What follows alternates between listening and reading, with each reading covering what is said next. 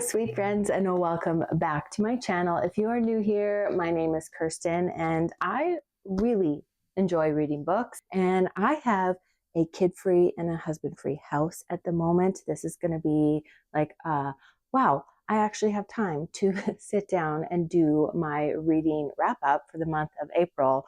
And you just need to sit down and do it, or else you'll never get it done. But before we get into my reading wrap up, let's update my reading bullet journal.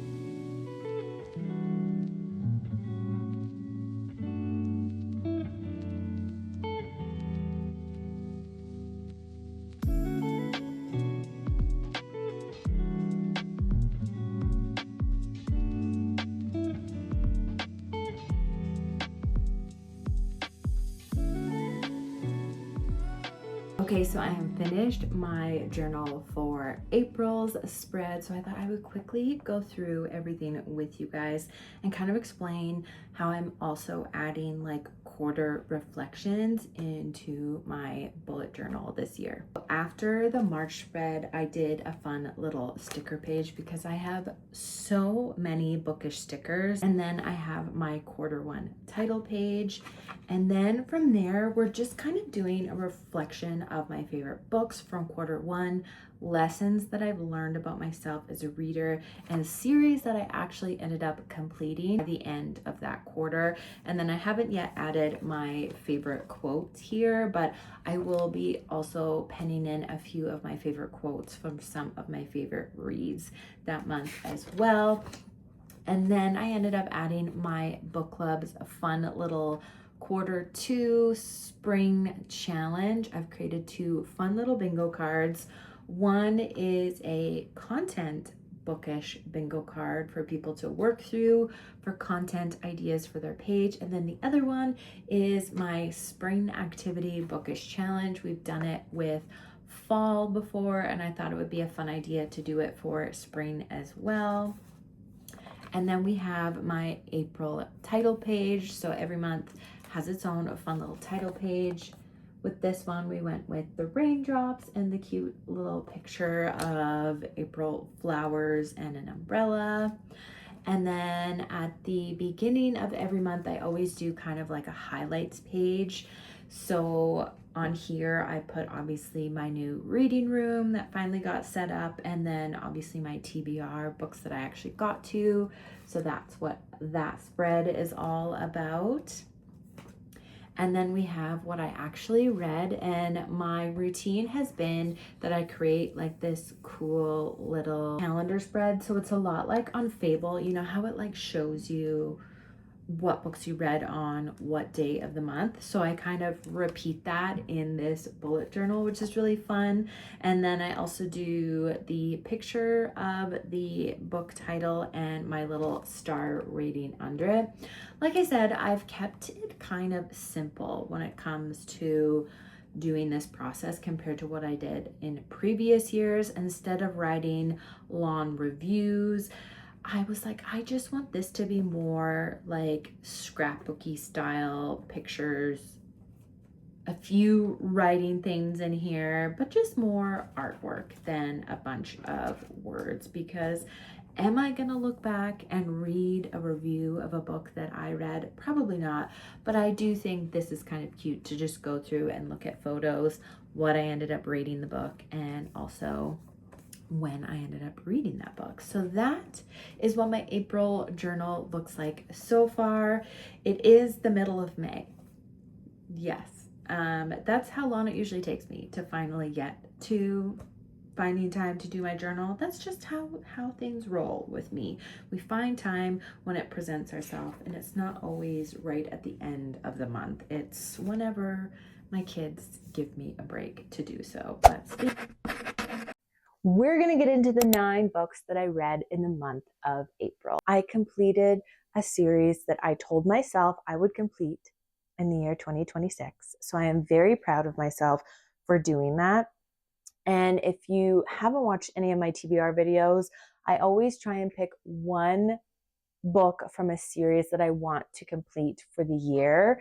And so let's just hop into that one. I feel like it's a series that people either absolutely love and are diehard fans of, or people read the first few books and then they're like, that wasn't for me. And that is the Plated Prisoner series by Raven Kennedy. I, like many of you, read the first book, Guild, and I thought, like this isn't all that exciting, but everyone says it's, some people say it's really good, so I'm going to keep reading. You read the second book and you're like, okay, well, that was really interesting because not a lot happened, but we learned a heck of a lot about all of the characters. And then you read the next book and you're like, okay, things are actually starting to get very interested, and I am very invested in these characters because there is a lot of character development. I would say that this series is not so much plot heavy as it is character development heavy. Like you go through it with these characters from the start of the series to the end of the series. In the month of April, I picked to read Gold, which is the 5th book in this series. And as the series continues, the books get very, very chunky. And I think a lot of people give up on this series in the first book because they're like, well, that was a strange experience. And then they get to this book because the way that that glow ends, you're like, wait a minute, that's what? Like our main girl, Oren, goes through something that you're like, wait, how is this going to play out in this book? Because I love our main male character and I love Oren. And now what they're going to have to navigate in this book, I think some people get frustrated with what happens to them in the series that they have to go through in this book. And then maybe they DNF the series at this point. But I am one of those people who was like, no, I am sticking this out. And I actually loved this book. Okay. I ate every bit of this up. I've been immersive reading this series and I highly, highly recommend that because the audiobook is also so well done. In this one, you kind of go to a new plot setting, you get a whole bunch of new characters. And I do find that sometimes in these longer fantasy series, stuff can become repetitive when you do have the same characters over and over and over again. But in this one, we get a few new characters, which made it a lot more enjoyable. So I ended up rating this one pretty high. And because of the way this one ended, I was like, I cannot wait for next month to pick up the final book in this series. I just need to finish this amazing series right now. And so then I did end up picking up Goldfinch. Even though I had picked this one to read in my May TBR, I just couldn't let go of this world right away and give myself a whole month's break before I got into this one. This series wrapped up perfectly, you guys. I was definitely completely satisfied with everything. I feel like all of the loose ends were tied, everything that happened, and I don't know, it was just great. So I would implore you to please give this series a try because you do end up falling so deeply in love with these characters. And because of the way that Raven has written this, you connect with these characters and everything that they've gone through. And then for them to finally get what they deserve in life at the end was just so satisfying. So let's just stick in the realm of fantasy because then obviously April had a huge release with the second book in the Shields of Sparrows series. And unfortunately, I am someone who just cannot raw dog it and start a next book in a series when it's been like over a year since I've read the first or second book or wherever it was at in the series. So that meant I did have to do a reread of Shield of Sparrows by Devaney Perry. I half listened and half read this one, and basically I felt the exact same about this one as I did the first time around. To me, I just had a difficult time connecting with the characters throughout the first bit of this book. I found it a little bit slow and not overly exciting, except for the last 100 pages, which is what got me hooked into the world when things really started amping up at the end. And that's my biggest struggle, is if I don't vibe with the main female character, I just cannot jam, and I don't feel that gut butterfly feeling when she meets her love interest or anything like that.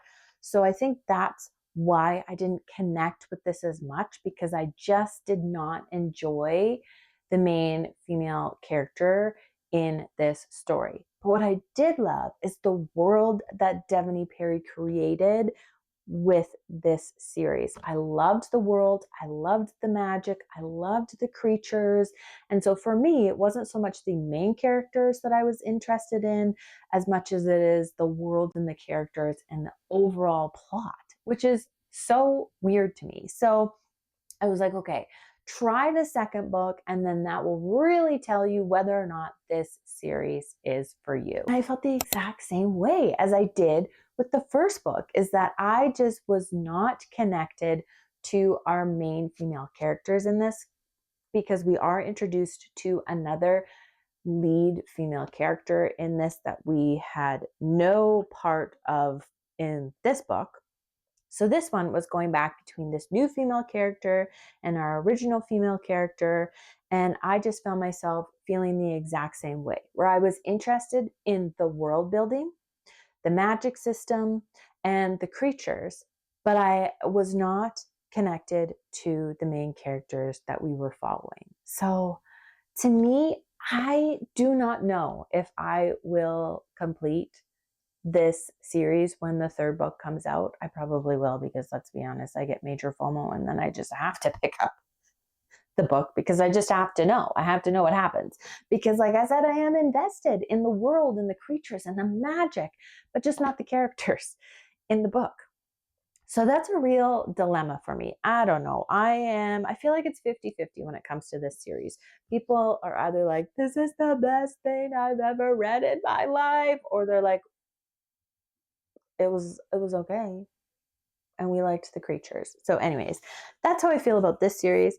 I do think the other reason why I keep going back to this is because the books are really pretty, and I'm someone who will spend her money on pretty books because pretty books make me happy. Let's take a little twisty turn into another extremely hyped up series in a totally different genre. This book series, I feel weird about reading it because people have a lot of strong opinions towards the author.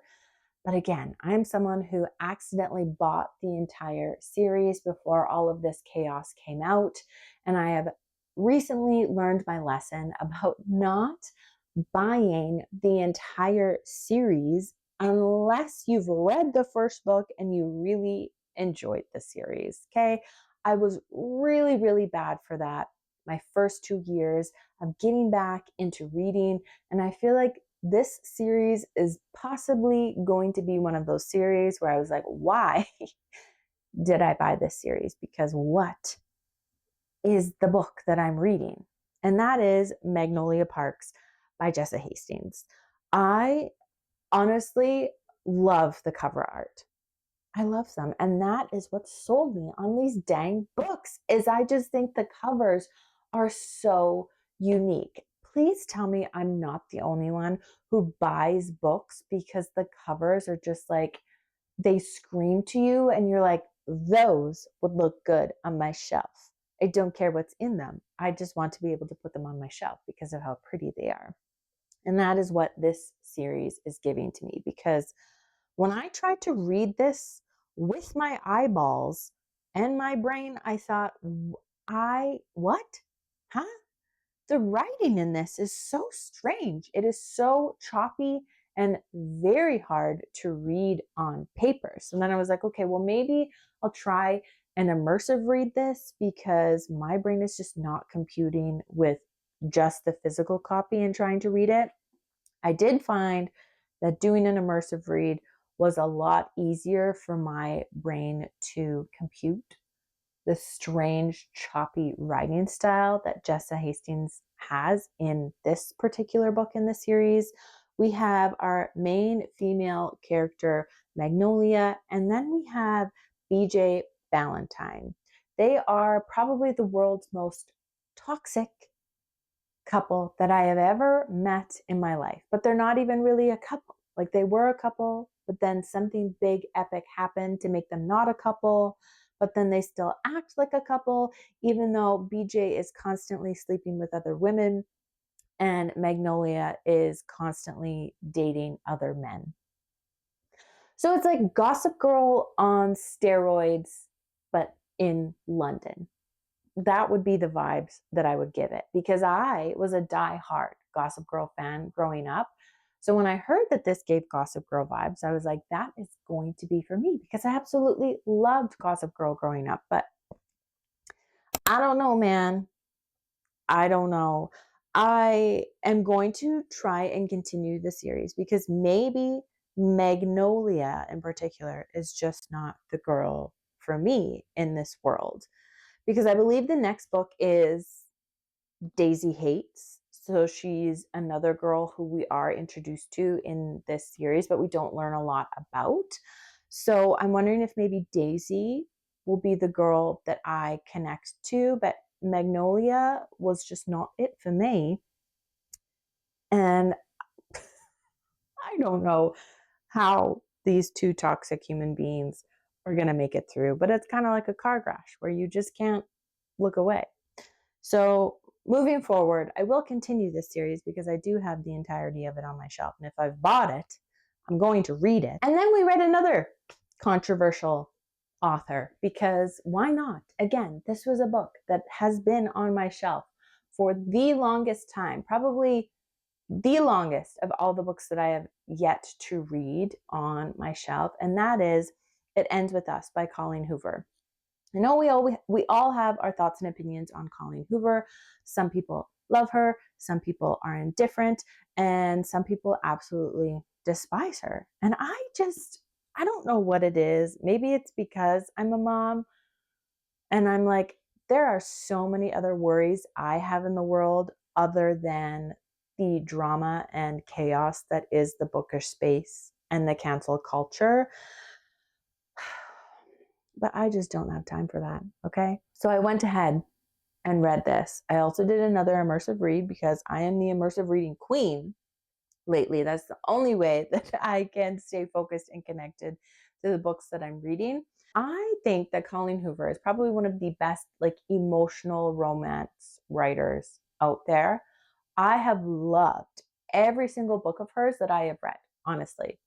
And I've read a few because they were all gripping, had me on the edge of my seat, gave me that gut-wrenching feeling, all of the things. But this one, being one of her most hyped books out there, it was not for me. I think it was the content matter that I just did not vibe with because I feel like it's very controversial because we have Lily, whose parents were not the best of parents. Her dad was abusive to her mother, and Lily had to watch that growing up. She finds herself in a similar type relationship in this book.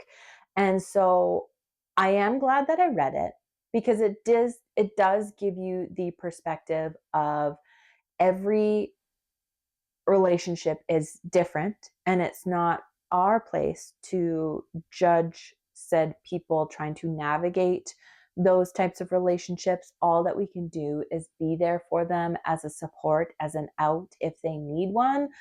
So it was just very interesting. I'm glad I read it because it did make me think. And I do like books that do make me think and make me feel empathy in ways that maybe I wouldn't have felt empathy before.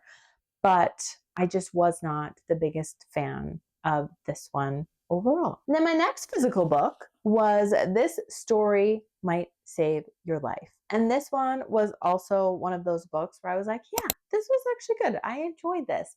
Is it going to stick in my head forever? No, but I did love the mystery thriller vibes of it. I loved the podcast concept of what our two main characters had their podcast about, these crazy near-death experiences and how them on the podcast would try and get out of said experience, and then how the actual survivor got out of that experience. I think that is such a cool concept. So that bit was kind of cool to read about. But Benny and Joy were quite an interesting set of characters in this book. And it's a bit of like a thriller mystery romance. So I love it when these kinds of books can sprinkle in a bit of romance in some way, shape, or form, because I am a romance bookish girly diehard. So any book that has a little bit of a sprinkle of a love story in it always just is near and dear to my heart. I will always rate it a little bit higher if it's written really well. And the first bit of this was really, really exciting. And then all of a sudden, when the twist was revealed, I was like, wait, what? Really? That's the direction we're going with this? Okay. So then I had to wrap my mind around said twist. And then I do feel like it ended, like it wrapped up, all of the loose ends were tied, and I was like, okay, that was the end of that book. But I didn't really enjoy the twist in this one. So really everything besides the twist was really good. So do I recommend this one? Yes, because it's a thriller mystery that's not super scary, and that's why I find I don't like to pick up a lot of those books in those genres, because the world is already scary enough. I don't really want to read about it in my books unless it's this style where it's like scary but not like pee my pants kind of scary. You know what I mean? I listened to 2 books also this month. The first was The Song of Achilles by Madeline Miller. And growing up, Troy was actually one of my favorite movies to watch. And I know, say growing up, I don't know how old I was when I first watched the book or the movie, probably a little bit too young, but oh, Brad Pitt as Achilles. Yes. It was a good movie. It was a good movie. I love Greek mythology. Don't know much about it, but the vibes of Greece and the gods and the mythology has always intrigued me. So I love books about that. And this twist on Achilles is where his lover could actually have not been a woman and was his best friend. And I really did enjoy this book. The writing was absolutely beautiful. I was a little bit confused for the first bit of it, just because, like I said, I don't have a ton of background knowledge about Greek mythology, which I think usually helps a person if they have a little bit of a background of people. But once we got to the point where they're moving on to the Trojan War, that's where I was like, okay, I know the general gist about this, so I don't have to put my thinking cap, like, okay, trying to piece all the Greek puzzle pieces together, because I am already familiar with this plot line. And so then I could really sink into the characters and their emotions and what they were going through. And it was a beautiful story. It was really good. I really enjoyed listening to this one. It was a great audiobook. So I do highly recommend this one. The last book that I listened to for the month was my book club's group choice, and that was This Book Made Me Think of You by Libby Page. What a beautiful book. I really enjoyed listening to this one as well. If you are looking for the next audiobook to listen to while you're bumping around doing your household chores, this is the one for you. It's about our main character whose husband passes away. And before he passes away, he arranges for her on her birthday to get a gift. She goes to her local bookstore. Our main male character says that Joe has a present for her, and it is a book for every month for the next year. So we go on this crazy adventure with our main female character, where she's not only navigating her grief, but she's trying to reconnect to the person she was before her husband's death, and trying to get back into all of the things that make her her and just to live again. And it was so beautifully written. It was so emotionally beautiful that I cried happy/sad tears at the end. And if I could have a man gift me one book every month for a year, and that the book made him think of me, I would cry actual tears of joy. Like, that is just so beautiful. So please give this book a listen to or a read if you have not done so already, because it is so good. So those were all the books that I read in the month of April. Like I said, it was a pretty decent month. We crossed off a few more of our reading goals for the year. We've learned more about ourselves as a reader, of what we like and what we don't like. And I love when I can reflect back on my month and think, you know what? I did take something away from these books that I read and learn something about me as a reader. If you have not done so already, please make sure you hit that like button and you subscribe. As of right now, because I am a busy mom, I do usually just post my reading wrap-ups and my reading TBRs, but I am going to try and do some more vlog type style bookish content on here as well. So I'm putting that out into the universe. And I also have to put that into my very busy schedule because kids' springtime sports have just started. So my free time has mostly gone out the window, but I am going to try and do more videos here on YouTube because I do enjoy this space.